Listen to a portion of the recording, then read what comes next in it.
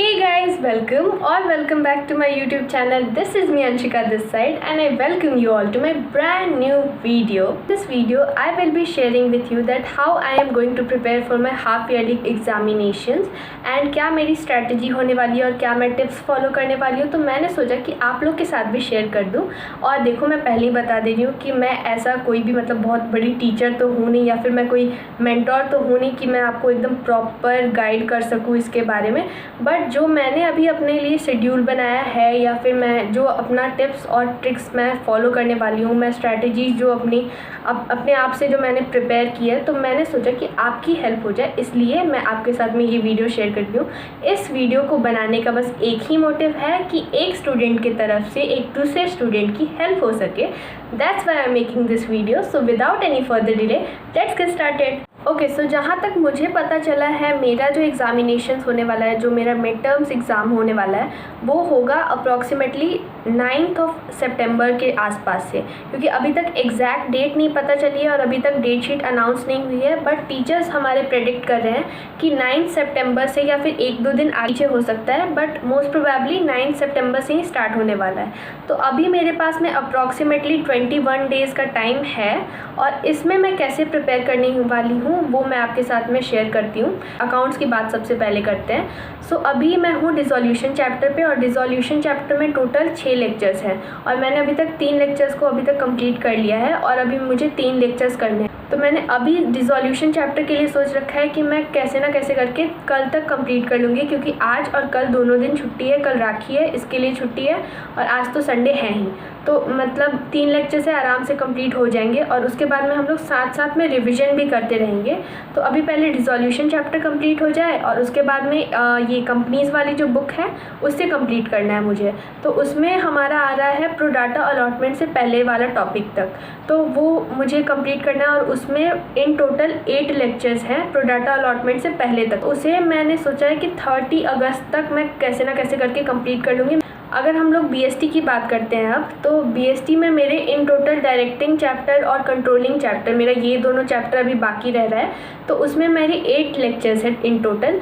तो मैंने सोच के रखा हुआ है अभी कि मैं डायरेक्टिंग वाले चैप्टर को 23 अगस्त तक कैसे ना कैसे करके कंप्लीट कर लूँगी।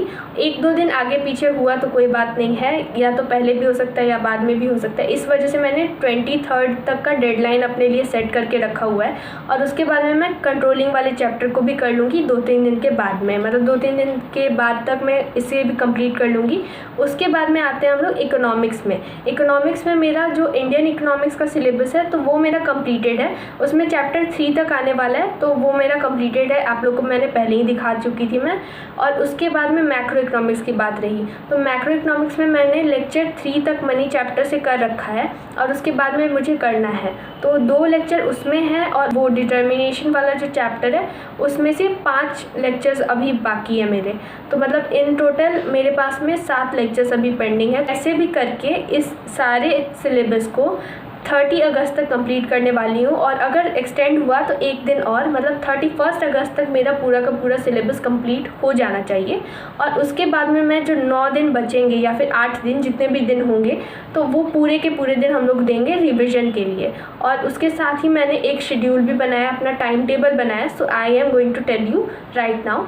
सो देखो, ये वाला जो टाइम टेबल है ना, वो दूसरे के अकॉर्डिंग वैरी कर सकता है। जैसे मैंने अपने लिए ये टाइम टेबल बनाया है क्योंकि मेरे पास में इतना सारा बैकलॉग है अभी के लिए। अगर आपके पास में इससे कम बैकलॉग है और आपका सिलेबस मेरे से ज़्यादा कंप्लीट हो चुका है, तो आप इस टाइम को रिवीजन के लिए दे सकते हो और आप अपने अकॉर्डिंग इसमें चेंजेस ला सकते हो। मैंने अपने लिए अभी सोच के रखा हुआ है कि 3 घंटे मैं सेल्फ स्टडी के लिए देने वाली हूँ और ये वैरी कर सकता है कि किस सब्जेक्ट में मुझे ज़्यादा टाइम देने की ज़रूरत है। मोस्ट प्रोबेबली मैं अकाउंट्स को ही देने वाली हूँ क्योंकि अकाउंट्स में मैं बहुत ज़्यादा ही वीक हूँ, तो इसके लिए मैं देने वाली हूँ। और मैं आपको अब स्टार्टिंग से बताती हूँ कि मेरा रूटीन क्या होने वाला है। तो फर्स्टली मैं उठूँगी 4 बजे, क्योंकि देखो अब हमें सुबह में जल्दी उठना पड़ेगा, क्योंकि मुझे और आपको, हम दोनों को पता है कि हम दोनों को सबसे अच्छे मार्क्स स्कोर करने हैं हाफ ईयरलीज़ में। And not only half yearlies, but हमें बोर्ड्स में सबसे अच्छे मार्क्स स्कोर करने हैं। तो क्यों ना हम लोग अभी से ही हैबिट डालें कि हम लोग 4 बजे उठेंगे। और 4 बजे उठने का सबसे अच्छा फ़ायदा ये है, ये पर्सनली ऐसा लगता है कि मैं एनर्जाइज्ड फील करती हूँ, पॉजिटिव फील करती हूँ, और हमारे पास में एक्स्ट्रा टाइम होता है तो उसमें हम लोग अपने लेक्चर्स को भी कंप्लीट कर सकते हैं या फिर एक्स्ट्रा टाइम दे सकते हैं रिविज़न के लिए। सो इस वजह से मैं तो 4 बजे उठने वाली हूँ, और मैं आपको भी मतलब सजेस्ट करूँगी कि आप भी 4 बजे उठना। और आपको भी लगेगा 1-2 दिन थोड़ा सा अजीब लगता है, मतलब सोने का मन करता है, लगता है प्रोक्रेस्टिनेट कर जाऊँ, बट फिर मतलब आदत हो जाएगी ना तो बहुत अच्छा लगेगा। तो इस वजह से मैं तो बोलूँगी कि 4 बजे आप लोग भी उठो। 4 बजे उठ के 4:30 तक का टाइमिंग को हम लोग साइड कर देते हैं, मतलब कुछ उसमें इधर उधर का काम हम लोग करेंगे, और उसके बाद में फिर 4:30 से लेके 5:30 तक BST का मैं रिविज़न करने वाली हूँ।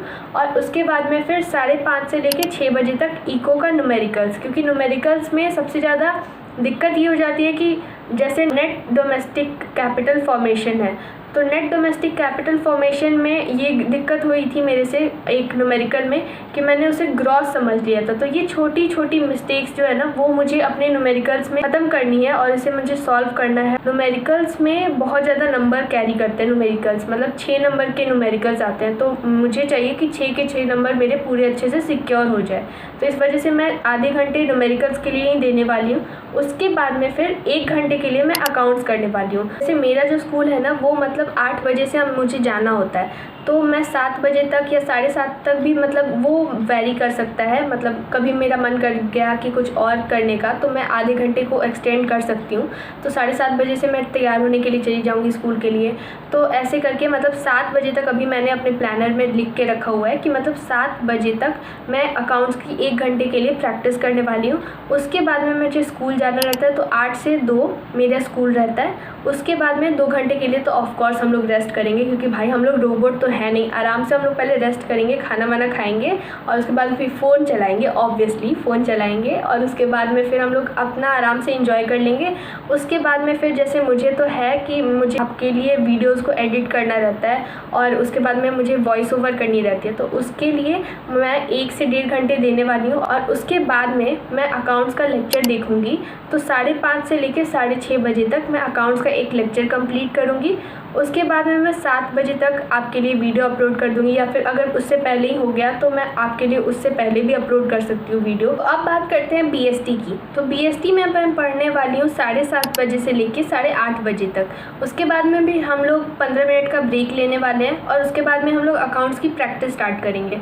अकाउंट्स की प्रैक्टिस हम लोग करेंगे 8:45 से लेके, और जितना भी हमें अपने ऊपर है कि आपको कितने घंटे की प्रैक्टिस करनी है। आप 1 क्वेश्चन भी प्रैक्टिस कर सकते हो, 2 क्वेश्चन भी प्रैक्टिस कर सकते हो, मतलब फिर भी आपको करना चाहिए प्रैक्टिस। तो इस वजह से थोड़ा सा आप अपने टाइम को देख लेना, और अगर आपका मन नहीं है तो आप इसको चेंज भी कर सकते हो, क्योंकि हमने 1 घंटे सुबह में प्रैक्टिस कर ली है। तो यहाँ पे अकाउंट्स की प्रैक्टिस करने के बाद में इको का एक लेक्चर देखने वाली हूँ 9 बजे से लेकर 10 बजे तक। 10 बजे मैं सो जाने वाली हूँ, क्योंकि 4 बजे मुझे उठना है। तो 6 घंटे की हम लोग को प्रॉपर स्लीप चाहिए, क्योंकि 6 घंटे मतलब फिर भी हमारे लिए मुझे लगता है कि सफिशिएंट होंगे। तो 6 घंटे की हम लोग प्रॉपर एक स्लीप लेंगे, और उसके बाद में फिर हमारा ये जो शेड्यूल है, हमारा रूटीन ऐसे ही हर दिन कंटिन्यू रहेगा। ये शेड्यूल जो है वो थोड़ा बहुत चेंज हो सकता है, मतलब कभी कभी ऐसा होता है ना कि हम लोग को कुछ बाहर काम से जाना पड़ता है, या फिर ऐसा हो सकता है कि हमारे पास में छुट्टी है तो हम लोग ज़्यादा पढ़ सकते हैं। तो इस वजह से थोड़ा बहुत इसमें चेंजेस आ सकते हैं, तो वो आप लोग अपने हिसाब से एडजस्ट कर लेना, ठीक है। तो now coming to the tips वाला पार्ट।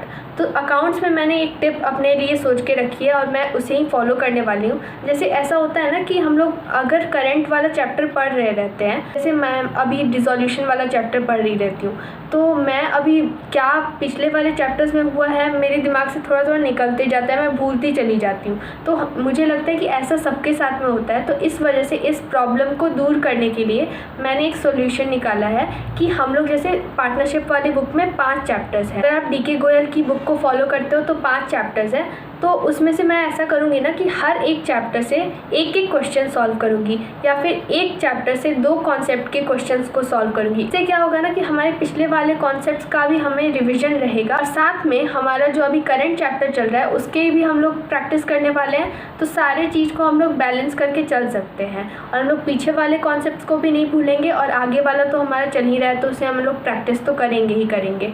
तो इससे क्या होगा ना कि भले हम लोग क्वांटिटी वाइज नहीं सॉल्व करेंगे, होंगे, बट हमें फिर भी एक आइडिया होगा कि हाँ पीछे वाले चैप्टर्स में ये कॉन्सेप्ट है। अगर हम लोग सारे कॉन्सेप्ट के 1 या 2 क्वेश्चन भी सॉल्व करें तो फिर भी हमें आइडिया रहेगा कि हमें इसे सॉल्व कैसे करना है। ठीक है, वैरायटी वाले क्वेश्चन हम लोग फिर भी अगर नहीं सॉल्व कर पाए या हमारे पास टाइम नहीं मिल पाया, फिर भी हमें एक आइडिया रहेगा कि सारे कॉन्सेप्ट में से अच्छा ये वाला कॉन्सेप्ट ऐसे सॉल्व कर सकते हैं हम लोग। तो इस वजह से मैंने ऐसा सोचा है कि हम लोग हर चैप्टर से 1 या 2 कॉन्सेप्ट के क्वेश्चंस को सॉल्व करेंगे रोज़ के रोज़, ताकि हमें सारा का सारा रिवीजन रहे पिछले वाले चैप्टर से भी, और अभी करंट वाला जो चैप्टर हम लोग का चल रहा होगा वो उसका तो हम लोग रिवीजन करने ही वाले हैं, ऑब्वियस सी बात है। तो ये था मेरा अकाउंट्स का टिप आप लोग के लिए और मैं भी इसे फॉलो करने वाली हूँ। सो या बात करते हैं बीएसटी की। तो बीएसटी में एज सच कुछ ज़्यादा है नहीं, मतलब हमें ना बस एक पॉइंट्स जो होते हैं ना, जैसे फॉर सपोज मैनेजमेंट जो फर्स्ट वाला चैप्टर है ना, तो उसमें क्या है फीचर्स, जैसे फीचर्स ऑफ मैनेजमेंट है। तो आप ऐसा करना कि आप पॉइंट्स को याद कर लो, पॉइंटर्स को याद कर लो कि क्या क्या इसमें पॉइंट्स है। जैसे मैनेजमेंट इज़ ऑल परवेसिव, और management is a continuous process, management is goal oriented. तो ये सारे टॉपिक्स को आप पॉइंट्स को याद कर लो, और अंदर का जो कंटेंट है वो आप अपने लैंग्वेज में लिख सकते हो, आप अपने से कुछ भी बना के लिख सकते हो। तो पॉइंट्स के मार्क्स मिलते हैं, तो इस वजह से हम लोग पॉइंट्स को याद कर लेंगे और अंदर का हम लोग एक्सप्लेन कर सकते हैं अपनी लैंग्वेज में भी। तो पॉइंट्स को याद रखना है। अगर आपको कॉन्सेप्ट नहीं समझ में आ रहा है तो आप उसका एक अलग से वीडियो देख लो जाकर, ताकि आप उसको एक्सप्लेन कर। मेन जो मार्क्स मिलते हैं वो हेडिंग्स के ही मिलते हैं, तो हेडिंग्स आप लोग याद कर लेना, वो सबसे ज़्यादा इंपॉर्टेंट है। उसके बाद में इकोनॉमिक्स में तो न्यूमेरिकल्स की प्रैक्टिस करनी है। जैसे मैंने आपको बताया कि ग्रॉस और नेट में थोड़ा सा कन्फ्यूजन हो जाता है, तो इस वजह से इसमें आपके मार्क्स कट सकते हैं। तो न्यूमेरिकल्स की हम लोग प्रैक्टिस करने वाले हैं। और सेम हमारा जो इंडियन इकोनॉमिक्स है वो तो पूरा स्टोरी जैसा ही है, तो उसमें बस डेट्स याद रखने होंगे। तो डेट्स के लिए आप ऐसा कर सकते हो कि पेपर पे आप सारे के सारे इंपॉर्टेंट डेट्स को लिख लो, ताकि आपको याद रहे, और आप अपने स्टडी टेबल के पास में कहीं पे आप स्टिक कर लो, तो उससे आपको याद रहेगा। इंडियन इकोनॉमिक्स का भी सेम फंडा है, सेम कॉन्सेप्ट, हमें सेम स्ट्रैटेजी यूज़ करनी है जैसा हमने बीएसटी में यूज़ किया है, वैसा हो अगर हम लोग कर लेंगे so then we will be good to go. And यही मेरे पास में अभी प्लान्स है और जो मैं स्ट्रैटेजीज़ फॉलो करने वाली हूँ, तो मैंने सोचा कि आपके साथ भी शेयर कर देती हूँ, शायद आपको मेरी तरफ से कुछ हेल्प मिल जाए। So I will be really happy. तो यार that was it for today's video, and if you like this video then make sure to like, comment, share and subscribe to my YouTube channel because it motivates me a lot for making such type of videos for you all, and I would love to see your comments on this video. So yeah, thanks for watching.